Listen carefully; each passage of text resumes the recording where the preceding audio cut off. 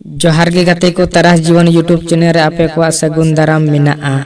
तेहेन्या video रे दो बुन नेल न्यामा आदिवासी हासा भाषा किताब रेना कथा को। नुआ किताब दो 2010 रे छपा सदर आकाना। बड़ाई तेना कथा रांची खोना प्रकाशित कान आदिवासी कोआ मिटांगी राष्ट्रीय पत्रिका झारखंड एक्सप्रेस। तेहेन्या वीडियो रेना विषय दो हुयुक कना आदिवासियों को बचाने के दो रास्ते और उस रास्ते के दो रोड़ा।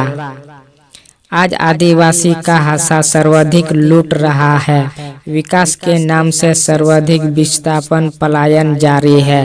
आदिवासी का हासा भाषा इज्जत आबादी रोजगार स्वशासन सरनाधर्म खतरे में है।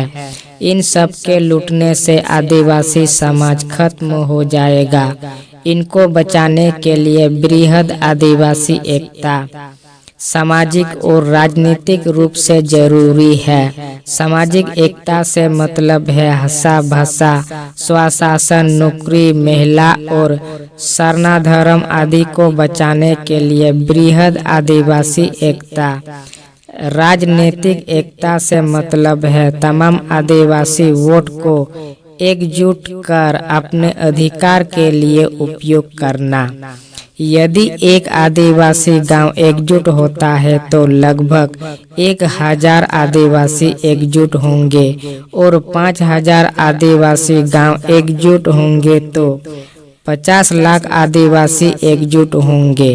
50 लाख आदिवासी एक बड़ी जनशक्ति बनेगी और एक बड़ी वोट बैंक भी बन सकते हैं जो उन्हें भिखारी से मालिक बना सकते हैं।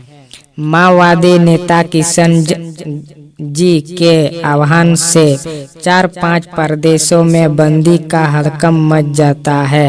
रेल रोड जाम हो जाता है क्योंकि उनके पास बंदूक और बम की ताकत है, जबकि किशन जी एमएलए एमपी मंत्री मुख्यमंत्री नहीं है। उसी प्रकार यदि आदिवासी संगेल अभियान के अगवा पूर्व सांसद सलखान मुर्मू को 5000 आदिवासी गांवों का सहयोग मिलेगा तो उनके आह्वान पर कभी भी बिना किसी हिंसा के आदिवासी जनशक्ति से भारत का रेल रोड रुक सकता है।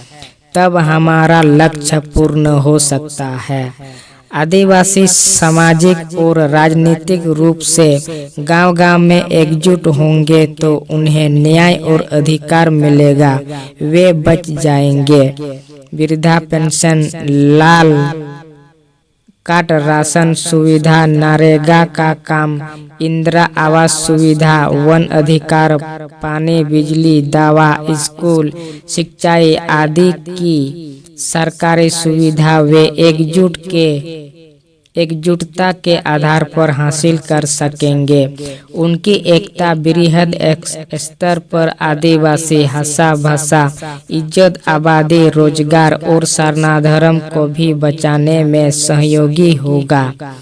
उनके बीच राजनीतिक एकजुटता अर्थात उनका वोट यदि एकजुट होकर सही नेता और सही पार्टी को जाएगा तो उन्हें न्याय और अधिकार मिलेगा।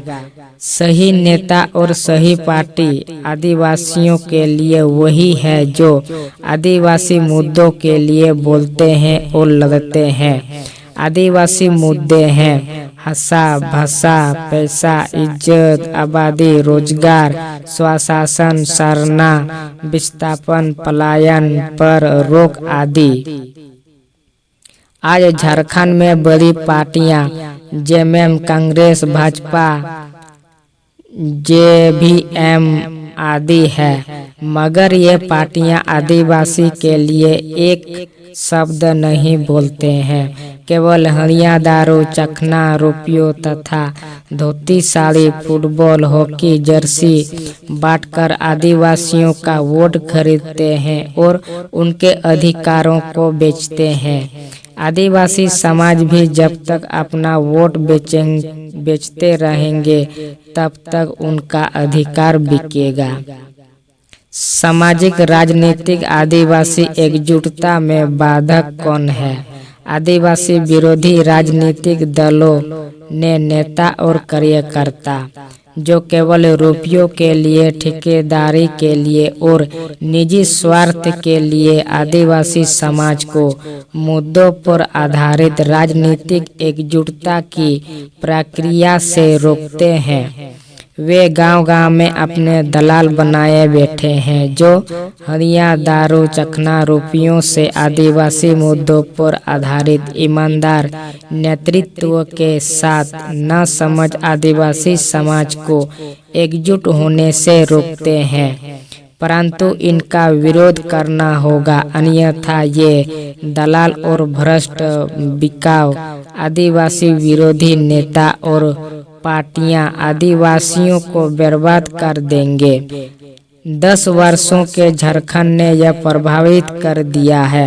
झारखंड नामधारी पार्टियों ने सर्वाधिक निराश किया है, परंतु झारखंड दिसम पार्टी राष्ट्रीय स्तर पर आदिवासियों के बीच राजनीतिक एकजुटता बनाकर एक विकल्प बनाने का संघर्ष जारी रखे हुए है।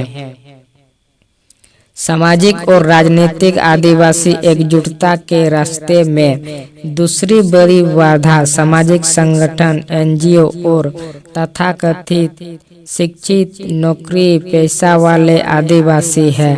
सामाजिक संगठन के अगुवा और एनजीओ के संचालक एक तो राजनीति के महत्व और ताकत को नहीं समझते हैं और समझते भी है तो नेताओं और सरकारी सहयोग की आशा में किसी न किसी नेता और पार्टी की दलाली करते हैं।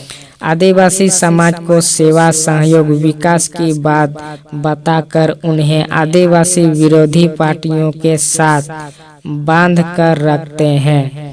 वे नौकरी और अधूरी लड़ाई लड़ते हैं और वोट आने पर रुपया लेकर उनके बेईमानी नेताओं के पक्ष में प्रत्यक्ष अप्रत्यक्ष रूप से प्रचार करते हैं। ऐसे सामाजिक संगठन और एनजीओ के अगुवा भाषा, धर्म, विकास, विस्थापन, पलायन रोकने के नाम पर संघर्ष के लिए मंच, मोर्चा, हो समाज समिति, संताल समाज समिति, मंझी महल, मानकी मुंडा, विस्थापन विरोधी संघर्ष समिति आदि का गठन कर लड़ने का ढोंग करते हैं, मगर उन पार्टियों का विरोध नहीं करते हैं जो इन आदिवासी समस्याओं के लिए जिम्मेवार है। आदिवासी रक्षा की बात तो करते हैं मगर आदिवासी विरोधी पार्टियों का साथ देते हैं।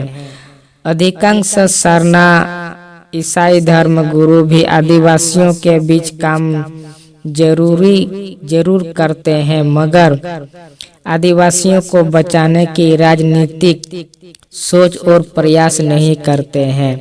सामाजिक संगठन, मंचों, संघर्ष समितियों, पड़हा पंचायत, डोकलो, सोहर आदि के अगुवा ज्यादातर पार्टी के नेता ही होते हैं जो पार्टी से कुछ नहीं बोल पाने के कारण मंचों से आदिवासी लड़ाई का ढोंग करते हैं। अतः आदिवासी एकजुटता के रास्ते से दोनों बाधाओं को पहचान कर हटाना होगा, अन्यथा आदिवासियों को कभी भी न्याय और अधिकार नहीं मिलेगा।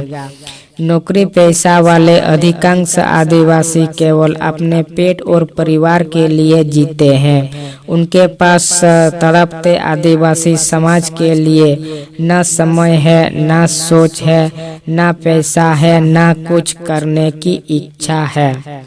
वोट से एमएलए एमपी बनते हैं, एमएलए एमपी सरकार बनाते हैं, सरकार ही हिस्सा बांटते हैं, सभी प्रकार का हिस्सा, वृद्धा पेंशन, लाल कार्ड, राशन सुविधा, पानी, बिजली, भाषा, नौकरी, सरना धर्म आदि का हिस्सा तथा आदिवासी को बड़ी संख्या में एकता बनाना होगा और बड़ी आदिवासी वोट बैंक भी बनाना होगा, तभी आदिवासी बचेगा। उत्तर प्रदेश में दलितों यानी डोम, खासी, चमार आदि ने ऐसा कर दिखाया है, बीएसपी बनाया है। हमें आदिवासी अस्तित्व की रक्षा के लिए जेडीपी या जेडीपी जैसे आदिवासी मुद्दों के लिए राजनीति करने वाली पार्टियों को अपना समर्थन और सहयोग देना जरूरी है।